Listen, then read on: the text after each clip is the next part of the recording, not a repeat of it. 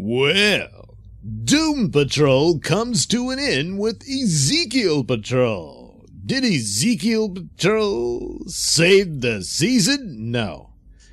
No, it didn't. And I don't think any show could. Even a good one, which this one wasn't. They spent some money on it. There were some cool scenes here and there, which is typical of shows, you know. You save your budget for the finale, you know, and so they did, but yeah, it's just more of the same. In the previous episode that I reviewed, somebody responded called Amazing Sloth, and he made the point that it comes across as being weird just to be weird, and that's true. It posits itself as a tour of surrealism, and in some instances it was successful at that, and others it's, again, just weird to be weird, and to cover up the fact that it just doesn't have anything. I mean, there were moments that I thought were well done. There were episodes that were particularly good, but all in all, the same conclusion. And much as I criticize these shows for repetition, I keep coming back to the big flaw here was that they didn't have enough material for the number of episodes they allotted for this series. It should have been cut way down. And maybe this last episode wouldn't have come across as bad when there was few and far between of this sort of stuff. But again, it covers old material, which to some extent is appropriate, I guess, because it's the final episode and it's bringing everything together. But the big reveal happened in the previous episode, which if you read the comics, you already knew that Niles Calder had manipulated the events that led to the creation of each member of the Doom Patrol.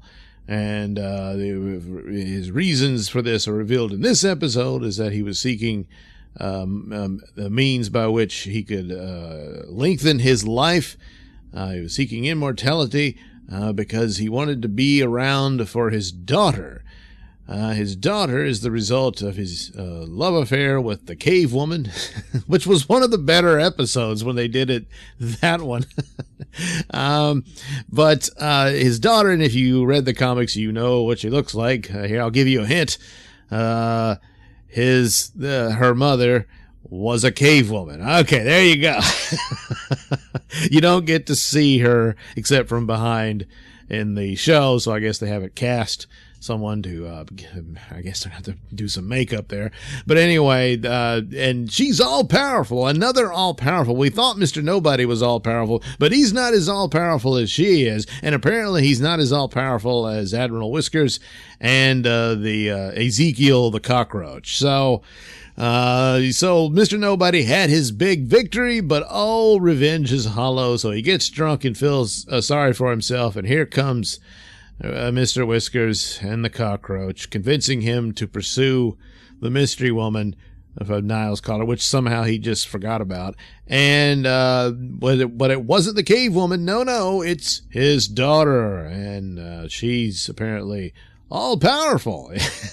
So everybody gets trapped in a painting of Danny the Street, and so Niles needs the help of Doom Patrol to go rescue Danny the Street. Now, several months have passed since the revelation, and so they give you scenes of where they are after that. Rita and Larry have moved in together, and she's teaching acting classes, and Larry's trying to see how long he can last without the negative entity. Not very long. And the acting classes don't go well. They're just miserable. They need to get back to being superheroes and all that. But it's interesting of Larry and Rita together, because in the original Doom Patrol comics, Larry had quite the crush on Rita, and I believe she felt the same way. Sadly, this can't happen, huh? But anyway, we get snippets, and only snippets. This could have been an opportunity to get more details of just how Niles went about manipulating the scenarios for them. I mean, you get snippets of it again, and that he was part of the Department of Normalcy, and he was manipulating things around here and there to have it happen to where each one of these people would. They don't really get into how they would have known that Rita Farr would gain her powers by falling in to that lake or whatever it was, and they just mention her. But each one of these people have a certain aspect of immortality. Rita can't die. She's never going to age. Larry is stuck the way he is because of the negative entity. Robot Man is, well, a robot, so I guess his brain can live on. That doesn't really explain that. And, well, Cyborg, I guess, can keep living as he is. And there you go. How about that? That's great. Well, meanwhile, Niles Calder, as we know, has existed at the age he appears to be since before World War I.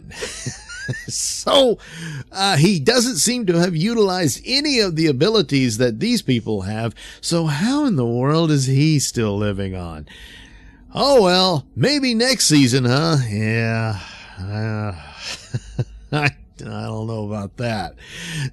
So wasting time on silliness and trying to cover up what the show is lacking, which is just basic plot and material and character development, is just not going to cut it.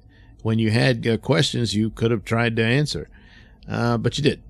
And so they have like I said, they spent some money on it, so they go inside this other world within the painting, which is just the Danny the Street set.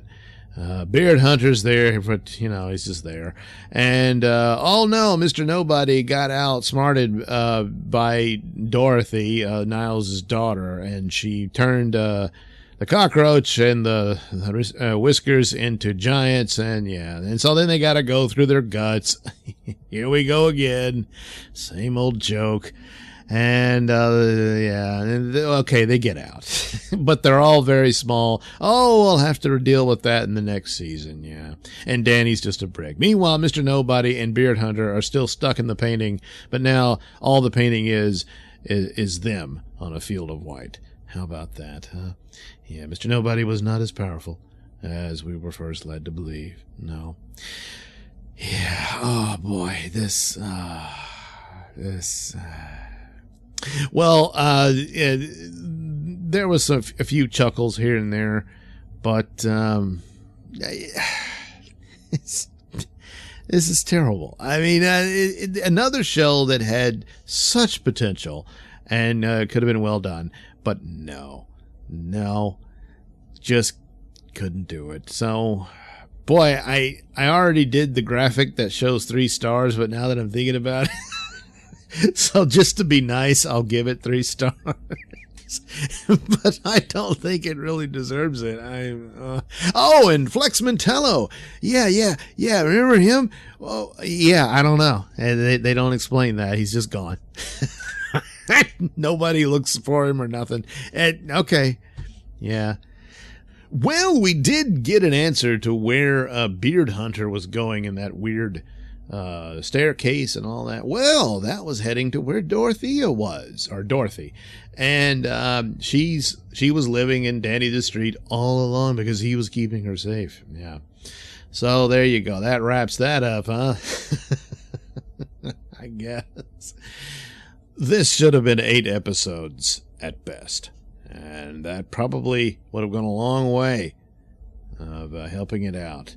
So maybe it'll get a second season. I don't know. But so far, that's 2 shows up at bat, and both have more or less struck out. Titans, again, was another one that I saw potential in it, but it never got close to reaching it. And now, boy, I tell you how bad the filler episodes of Doom Patrol was, of dragging the show down. Yeah, Titans is actually starting to look a little better. I'm surprised because I think Doom Patrol had stronger episodes. But boy, that filler. And then just the realization that you got nothing. You didn't have enough here for 15 episodes of this. And then you end with,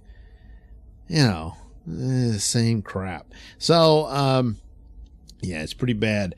So that leaves everything on the shoulders of Swamp Thing, which was originally going to be 13, but they cut it down to 10.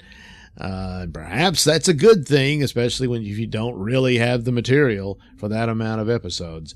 But each one's its own animal, of course, so maybe it needs the amount of episodes. I don't know, but you would think that some with some of the horror type templates and whatnot, that you could probably make Swamp Thing work. And it's not a team show.